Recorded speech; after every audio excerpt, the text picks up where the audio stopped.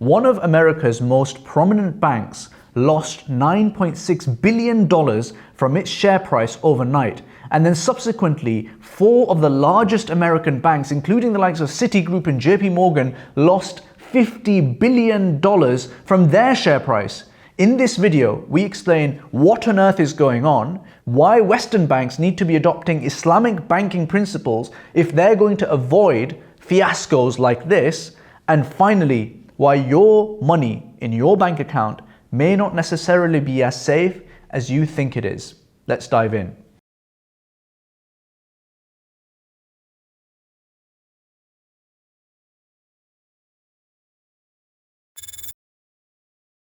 So folks, Silicon Valley Bank is a prominent American bank that deals primarily with venture capital backed startups. So over the last few years, there has been a ton of venture capital flowing into the ecosystem, and all of that money ends up on the balance sheet of this bank where the companies park that money. So over $189 billion went into Silicon Valley Bank during the course of 2021.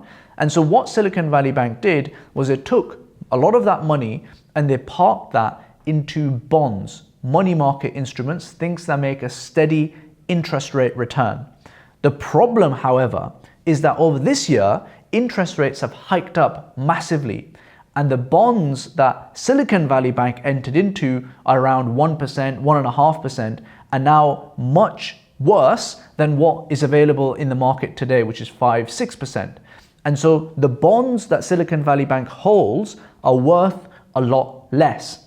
That is a problem. The reason why this is a problem is because these are unrealized losses, and the balance sheet of Silicon Valley Bank is as a result worth significantly less. So what Silicon Valley Bank did was crystallize some of those losses by selling that stuff, and they also at the same time wanted to just bolster up their balance sheet by raising some external capital. Now the markets responded pretty badly to this, and then people started talking to each other, nervousness and panic set in, and companies started to withdraw their cash out of Silicon Valley Bank. And once that spiral starts, it's very difficult to stop it. And this is a situation we find ourselves in today, and the wider market is now asking questions. Are any of the other large American banks also sat on major unrealized losses, and is this going to repeat over there as well? And that's why the wider banking market's share prices also took an absolute pounding. But folks, all of this talk of bank runs and collapses and share price wipeouts could have been avoided if those Western banks adopted Islamic banking principles. So folks, the problem with Western banking is that it allows something called fractional reserve banking, where companies and depositors put their money into a bank, let's say £100, and that bank can issue out in loans far more than just £100. And this loan issuance is effectively new money being printed. So these banks have the power to basically print money. Now, all of this is fine in the good times, but in the bad times, when there is a bank run, any bank in the entire world will not have enough money on its balance sheet to be able to pay out all customers. And so this entire banking industry is dependent on the confidence of people in that banking industry. It's a game of confidence. And this straw man of a banking system that we live in today is allowed by regulators because they try and say that we're going to put regulations around the amount of capital that banks need to keep liquid so as to be able to serve customers that need to withdraw their cash, by putting restrictions about the amount of loans that are issued by that bank. But all of this regulation doesn't seem to stop these bank runs. All of these regulations don't really seem to properly stop these financial crises that we seem to lurch, one to another every 5-10 years. But folks, there is a better way than this. Let me explain.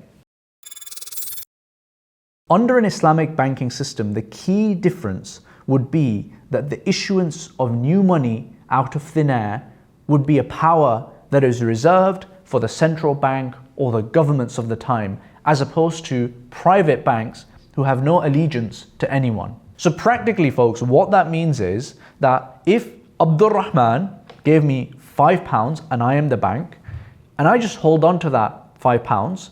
Whenever Abdurrahman asks for that £5 back, £1, whatever, I can give him that money back. Happy days. But what banks cannot do at this point is give that money out and at the same time say to Abdurrahman, we're going to give you that money back, because they don't have that money anymore, right? And so what they could do instead is to say to Abdurrahman, look, Abdurrahman, why don't you put £5 into this bank account that we will just hold and do nothing with. You can just get it back whenever you want. There's going to be no returns on this. And for the custodialship of this, we're going to charge you, 50 pence every single month. Then what these banks could do is say to Abdurrahman, why don't you put an additional £5, and we are then going to go into some sort of partnership where I'm going to finance this house, for example, and I will make some profits, and then I will give you back some of the profits as well. This is at risk capital that we are going to be doing something with, and we're going to be risk sharing and reward sharing as part of that. And folks, I do have to say, by the way, that in the way the world is run today, there is no true Islamic bank that doesn't use fractional reserve banking. So what we are talking about is somewhat theoretical, but it can and should be done. What is happening, ladies and gentlemen, is that in the Western banking system, both of these very separate activities basically get collapsed into one. Our current accounts are being used by banks to lend out money, and that is risky stuff where all of the profits are just going to the bank. And if things go wrong, if things go bust, it's our money that ends up getting lost. That's the problem. So in the Islamic banking system, you would have a clear bifurcation and transparency about exactly what is happening with your wealth and how much risk there is associated with it. There would be a current account that is completely risk-free, and then there would be an investment account where investment activity would be allowed to happen. And some of you might be thinking, hang on, but my bank account is guaranteed by the FSCS and the government up to £85,000. That is correct, but two things to bear in mind. The first thing is that a guarantee is only as good as the guarantor. In this case, the FSCS scheme and the government. Now, I would very strongly expect the UK government to be solvent and to be able to cover all of these kind of issues, but we do see countries around this world also going bankrupt and defaulting. Countries like Greece, there has been some threat around Turkey. Pakistan has been under threat recently. Historically, we've seen countries like Argentina defaulting as well. This stuff happens. Now, of course, the US, Western banking systems and the Western governments are much more robust, and the expectation would be that that guarantee is pretty strong. But the reality, folks, is that we really need to understand that when we hold our money in a bank account, it is actually an investment. It's a bet on that bank and any guarantees that are associated with that bank being good for their money. And if that isn't the case, then your money is at risk. And that is something really important to keep in mind. So what should I do, folks? The first thing you should do is, if you are in a bank account where you are under some kind of guarantee scheme by the government, you should be in a pretty good position. Now, if you have money that is above that £85,000 limit, then you should look to spread that across a number of banks. Because if anything happens to one bank, then at least you're covered across a number of different schemes.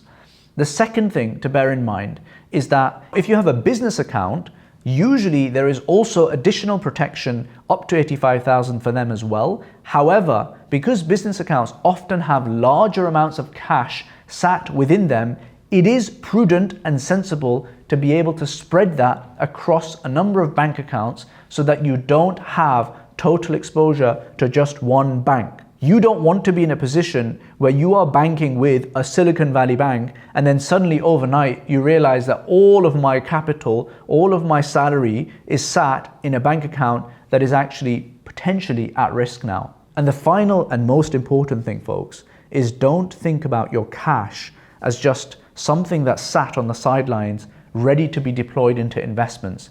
No, your cash is an investment.